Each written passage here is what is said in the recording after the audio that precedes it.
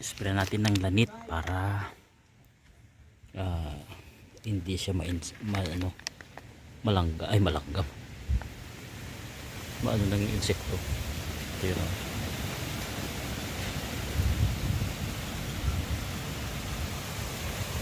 kamatis at saka talong pwede.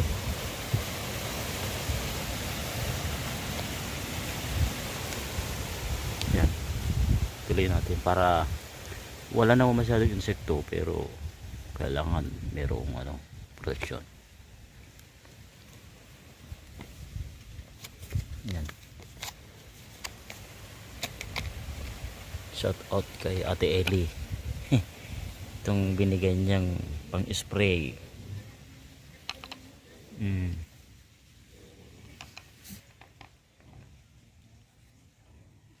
Kasi itong kamatis merong hindi naman lahat pero konti lang naman merong gumagapang.